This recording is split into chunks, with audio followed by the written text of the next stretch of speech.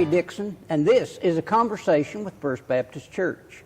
With me today is Kay Fremuth. Kay, it's a pleasure to have you here with us today. Everyone has a story, and as I've done this, everyone's got a fascinating and interesting story. So tell me about what it was like growing up as a little girl. Where did you grow up? California. What was life like? I was born in California. In California? Yes. So what was life like in California?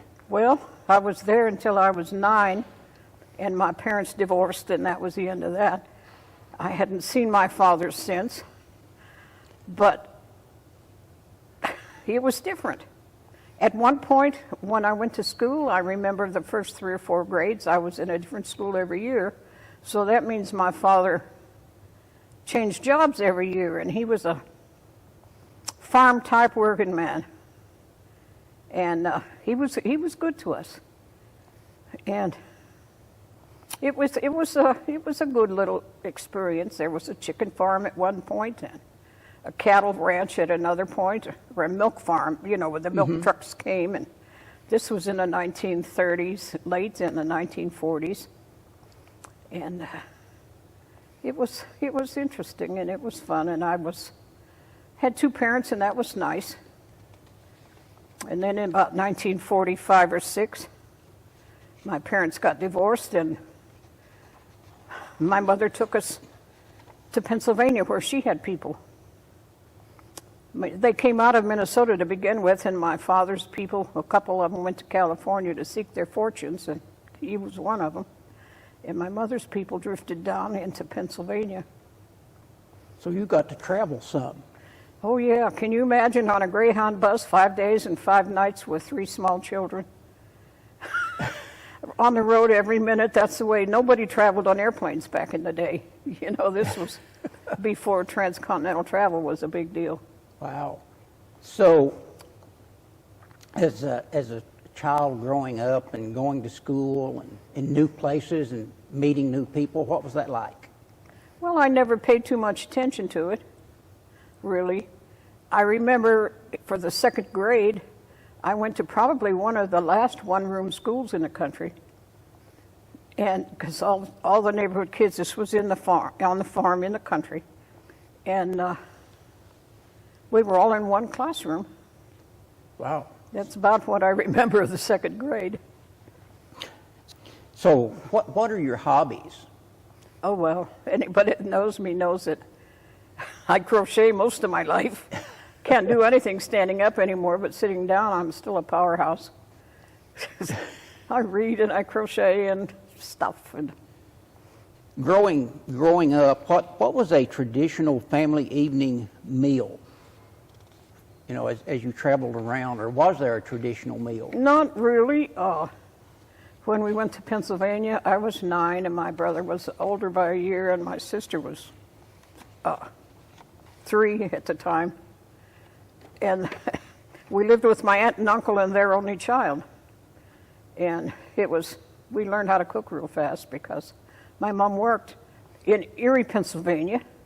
The General Electric was the biggest employer in the world because they had this giant factory, and they had this whole housing development that was built especially for their workers. And that's where we lived, where you could walk to the factory if you had to. And my mother worked the whole time, and Uncle Kenny worked, and Aunt Fran was kind of not what she should have been, and we learned how to cook real fast. We ate a lot of spaghetti and a lot of cooked greens in those days, and to this day, I never eat a cooked green, ever. Well, I imagine you get burnt out on that kind of stuff eventually. Oh, my goodness sake, it was pitiful. So, as a small girl, what did you want to be when you grew up? What was your dream job? I wanted to be a teacher always. Of course, by the time I got to high school, there was no money for college or anything like that. So I just went to work. So what did you work at? What are the jobs that you've held over the years? Oh, my goodness. I started out in restaurants, just like now they're all fast food, but at the point there was no fast food. And my first jobs were restaurant jobs. And what else have you? Well, then I got married when I was 18 and still knew everything. And by that time I had a couple children, you know, by the time I was in my 20s and the first marriage was gone, and I took a job wherever I could find it. And then one day I walked into the old Kresge 5 and 10, which is the grandfather of Kmart, and I ended up in the basement among all the hardware and the pets and the house plants and things. And that was the beginning of a 35-year career in retail. 35 years. 35 years. I started out in the basement of a 5 and 10, and I ended up a big shot. So Before what it was was the big over. shot position? Oh, the big shot positions started. You're going to get a story. After the second divorce, it was many years, you know, we won't get into that. And I got to be, it was in a Danskin.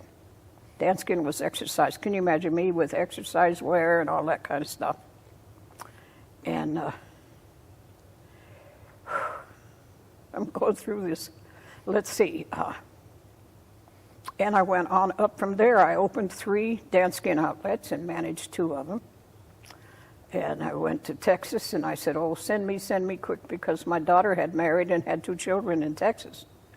And we had a chance to go there. And so I opened up that one and stuff. And then I went to work in a couple of other stores. I managed Jonathan Logan Clothing. It was better office clothing for ladies, you know, back in the day.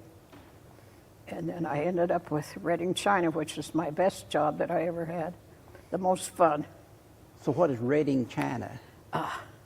Fancy crystal, designer dinnerware, fancy cookware, and things like that. You know, I loved it. And I was office manager then. I wasn't running the place. And I went around the country. They were in their expansion phase, and 12 or 13 stores I helped open. And at that time, I made more money than the management did because I was on the clock. They were big stores. I was on the clock, and the management was on salary, and we worked many, many hours every day for 2 or 3 weeks when we were on the road like that. Well, And that was my favorite job because I was in among all the things that I really loved. You know? So everybody has a bucket list of something they wish they could do if they won the lottery. Oh, I've spent the lottery in my head 40,000 times like everybody else. What would be the thing that you would like to do? I really don't have a bucket list at this point. Staying alive is it's a challenge these days. What brought you to First Baptist Church? Well, let me back up. What brought you to Morehead, Kentucky? Oh, Morehead? Yeah. Okay. Back in my Texas days, which was the last job I had, I said, when I retire, I'm going back east where it's green and peaceful, because my daughter had her own life and my grands were grown up by then, and they kind of didn't much care about me anymore. You know, they weren't children, they were teenagers and young adults. I'm going back east where it's green and peaceful. And I knew a family here because I had worked for this girl. And when I was in Hilton Head running a dance kit store, she came to work for me. Turns out she was from Morehead, and I got this friendly with her over the years. And her mother said, oh, and I had met her mother. And she had a brother, Missy had a brother who had a house for sale, and I came and looked at it. I thought, I can afford this. And so I moved to Morehead. I took my mom out of the nursing home, so that's another big story. She had Alzheimer's, and I dragged her with me, and the 2 of us came to Morehead. So what brought you to First Baptist Church? Shirley Alfrey and I worked together looking after Dr. Proudfoot's mother. And I got into elder care because at that time, my mom was to the point where I couldn't handle her anymore, and she had to go back to the home because she was in the home in Texas, nursing home. And Shirley and I worked for Miss Proudfoot because I had to go back to work. My mom's income went with her when she went back to the home, you know. And once in a while, we would take a day trip and go somewhere. And she says, I got one for you. And I said, okay. Where? She said, church. And I went, uh-oh. Because I hadn't been to church for years. Being in retail, I was always working weekends, and I took all the hours nobody else wanted, you know. So that's how I came to this First Baptist Church. So about how long have you been attending here? At least 20 years, because I've been in Moorhead 22 years. So you've been coming here for 20 years or About, so. yeah. Why have you stayed? Because I liked it here. I liked the people here. I met some very nice people. Now, being single all those years, basically, because most of my adult life I've lived alone, being single all those years, no matter how old or how ugly you're a threat to all the married women. And I don't find that here. I find really nice people.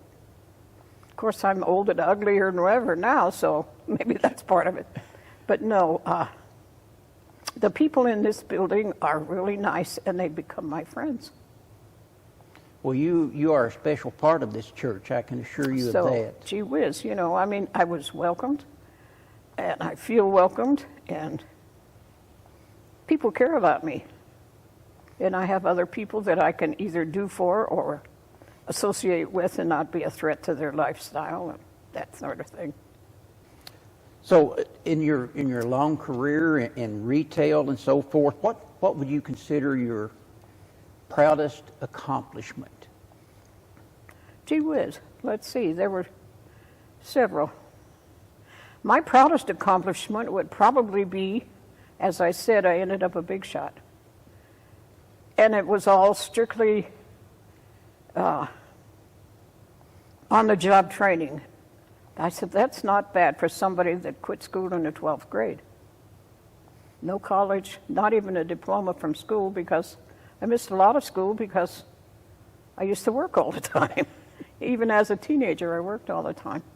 So is there anything that I haven't asked you that you would like to share with me? Well, I have it in my head almost all the time. I don't have much respect for the men in my life or the men I've associated with. But when I came to Moorhead, there are two men that are outstanding in my brain, and they probably always will be. One was Jim Wells, if you knew who he was. You got to know them because I did elder care for him and Brenda Wells' mother back when my mom went to the home that time. Her income went with her, so I had to go back to work. And the other one is Don Mantooth. He totally lives his faith. And I don't know, he just strikes me as a very nice, genuine person. Yes, he is. Well, I'm Larry Dixon, and this has been a conversation with First Baptist Church. With me today has been Kay Fremuth. Kay, it has been a pleasure to talk with you, and good luck in the future with you. Well, thank you.